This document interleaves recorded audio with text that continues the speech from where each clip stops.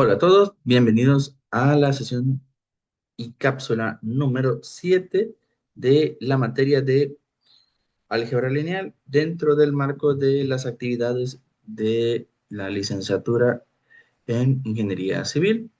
El día de hoy vamos a hablar algunos temas de eh, finales de las matrices y también vamos a ver sobre todo que es de suma importancia las aplicaciones que tienen en el campo de la ingeniería y en diversos campos de la ingeniería, ¿no? De diferentes tipos. Y sobre todo cómo vamos teniendo esa relevancia, ¿verdad? Porque a pesar de que hoy día existen programas, ¿verdad? La mayoría de estos elementos obviamente son de conocimiento, pero hoy día existen programas que les apoyan a ustedes como estudiantes y como profesionales a desarrollar los cálculos. Sin embargo, es una cuestión muy importante que ustedes comprendan el funcionamiento y la operación de las matrices.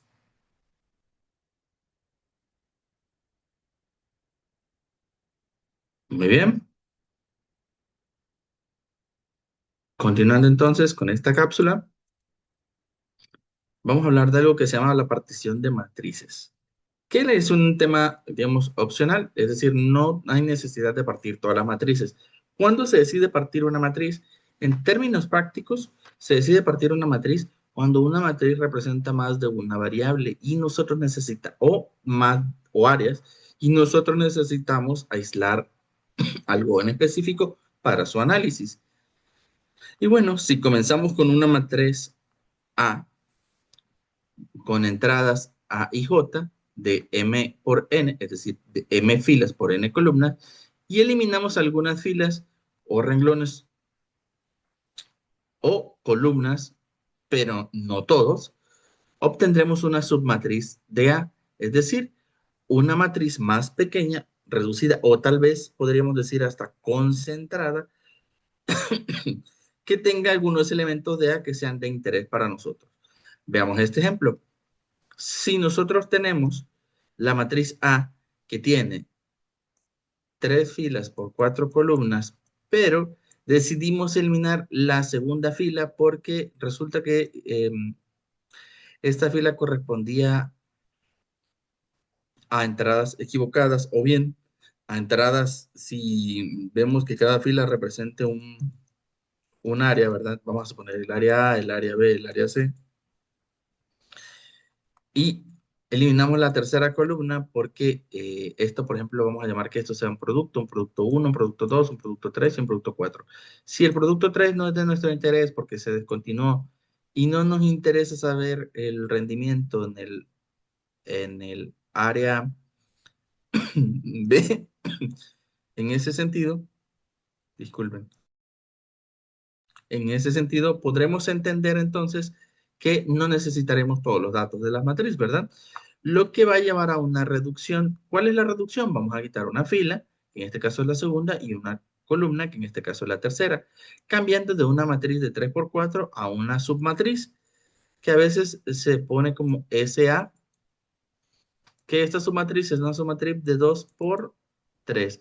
No tiene nada que ver que nosotros elijamos la primera o la última. La elección de las matrices a retirar para obtener la submatriz deseada tiene que ver con las necesidades o los datos que te aporta. No tiene que ver con el orden, ¿ok?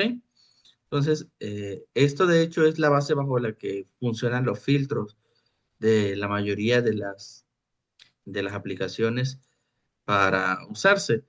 Por ejemplo, en Excel, esta es la manera en la que trabaja los filtros de las tablas dinámicas de Excel. Quitan datos que nosotros no necesitamos de acuerdo a, obviamente nosotros vemos palabras, pero la computadora en su código binario solo ve submatrices, ¿verdad? Para dividir una matriz en submatrices, se puede trazar rectas horizontales entre filas o renglones y las rectas verticales entre las columnas. Por supuesto, la partición se puede realizar de muchas formas distintas. Veamos, por ejemplo, la matriz A. En este caso, la matriz A se dividió en 4 submatrices. La matriz A inicialmente es una matriz de 4 por 5, es decir, 4 filas por 5 columnas. Sin embargo, se decidió hacer 4 matrices. Cuando hacemos la división de las matrices, tampoco hay una regla que nos obligue a hacer la división de matrices con un número determinado o que sea simétrico o cuadrado. No, las submatrices que nosotros hagamos va a depender directamente de nuestra necesidad como usuarios. Para este caso, vean cómo cada área, que en este caso submatriz A11, submatriz A12, submatriz A21 y submatriz 22. Cada una tiene más o menos diferentes conformaciones. Por ejemplo, la A11 y la A21 van a tener una conformación de 2 por 3, es decir, 2 filas por 3 columnas. Sin embargo, la A12 y la A22, esas submatrices son cuadradas y tienen dimensiones de 2 por 2, es decir, 2 filas por 2 columnas.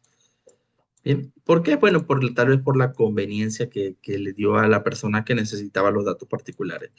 También podríamos escribir que podríamos dividirlo en más matrices. Por ejemplo, vean cómo se crean 6 matrices, se crea una cuadrícula más, y en este caso se generan 2 vectores, ¿verdad? Son 4 matrices cuadradas y 2 vectores. ¿Por qué digo que son vectores? Porque ya sabemos que los vectores son matrices que tienen o una sola fila o una sola columna, ¿verdad? Por lo cual, la partición de A, en consecuencia, podemos decir que las particiones de una matriz pues son las submatrices, ¿verdad? Hablando de las aplicaciones, las matrices son herramientas fundamentales en matemáticas y aparecen en ingeniería, en ciencias naturales, economía, informática y más. En ingeniería se aplican, por ejemplo, en sistemas de ecuaciones lineales, en estructuras, circuitos eléctricos o mecánica de fluidos, donde se modelan fenómenos físicos. Las matrices, les decía, sirven también como elementos de fijación para los puntos finitos de los análisis o simulaciones de esfuerzo o dinámicos. También sirven para la transformación de gráficos y diseño asistido por computadora, para los dibujos CAD, ¿verdad? Para rotar piezas, para hacer traslaciones de dimensiones, sirven para hacer análisis estructurales, cálculos de esfuerzo y deformaciones en vigas y puentes. Esto es muy común y lo vamos a ver y lo vamos a encontrar. Ustedes como ingenieros civiles los van a encontrar muy seguido cuando hagan el análisis de una estructura por medio de herramientas como SolidWorks, por ejemplo, u otra que corresponda al área. También sirve para el área de la computación, eh, con animaciones, porque las animaciones al final de mes son mapas que tienen puntos, videojuegos, realidad virtual, matrices. De hecho, si en alguna vez han jugado o han tenido la oportunidad de estar utilizando unos lentes de realidad virtual, van a notar que los lentes de realidad virtual tardan un momento en ajustarse. Ese ajuste lo hacen porque ellos tiran una matriz por medio de, bueno, vaya, proyección que ellos utilizan, la computadora utiliza el diagrama de Tales para medir proximidades y eso lo convierte en elementos de matriz binaria que posteriormente interpretan como distancia, profundidades y ese tipo de objetos, ¿verdad? Les sirve la inteligencia artificial para el aprendizaje automático, funcionando como redes neuronales y como algunos algorítmicos. En física y química suele usarse en la mecánica cuántica para la representación de los estados observables y mediante matrices, por ejemplo, la matriz de Pauli, para hablar de electronegatividades, ¿verdad? Se utiliza en óptica y vibraciones para descripciones de ondas y modos normales. Esto sobre todo tiene aplicaciones que van relacionadas con el machine learning, que es una técnica que se utiliza para alimentar la inteligencia artificial con datos. Los sensores de machine learning muchas veces lo que leen son ondas de sonido o ruido que le llaman, o vibraciones mismos en los equipos, ¿no? Reacciones químicas, por ejemplo, para evaluación de ecuaciones mediante sistemas de síntesis lineales, las simulaciones o los programas de simulaciones de reacciones químicas funcionan con matrices, porque cada matriz lo que representa son las propiedades de las sustancias y el resultado realmente es como un producto de las sustancias, ¿no? Entonces, Suele ser muy interesante ver ese tipo de trabajos. En economía se utiliza para hacer modelos económicos, sobre todo para predecir leyes de demanda o para hacer control estadístico. Y en la vida cotidiana es muy normal que nosotros utilicemos matrices para dirigirnos de un punto a otro. ¿Cómo? Mediante nuestras aplicaciones de GPS que nos ayudan a calcular las posiciones y las orientaciones en el espacio. Asimismo, tenemos el reconocimiento facial y las huellas digitales. El reconocimiento facial de los celulares funciona muy similar a lo que les hablaba de la realidad virtual. Eh, el celular mide o genera puntos de matrices entre las distancias que hay entre los ojos, las narices, las bocas, y lo que hace es que genera una matriz de distancias basado en unos y ceros, en código binario, para que cada vez que la persona ponga su rostro, bueno, de acuerdo a las dimensiones, pues entre, ¿no? Por eso es que van a ver que en ocasiones gemelos pueden abrir una misma aplicación, no tanto por el parecido físico como tal, sino, o sea, por la estructura ósea, porque normalmente los puntos que marcan las matrices que se generan son puntos de ubicaciones sobre la estructura ósea, por ejemplo, el final de la cuenca de los ojos, la nariz, la amplitud, la longitud de la barbilla a la frente. Entonces, lo que hace el sistema de reconocimiento facial, pues básicamente es coloca los puntos y hace la comparación para ver si es la misma persona. Luego tenemos en criptografía, algunos métodos de encriptación de información utilizan matrices para codificar mensajes. Y esto también es común porque si habrán escuchado de las monedas digitales o en la minería de criptomonedas, bueno, se basa también en resolver problemas matemáticos y realmente la manera en la que lo resuelven los programas computacionales es mediante matrices. Bien, como pueden observar, las matrices tienen una amplia gama de aplicaciones y todas están relacionadas con la intercalación o la correlación que hay entre diferentes grupos.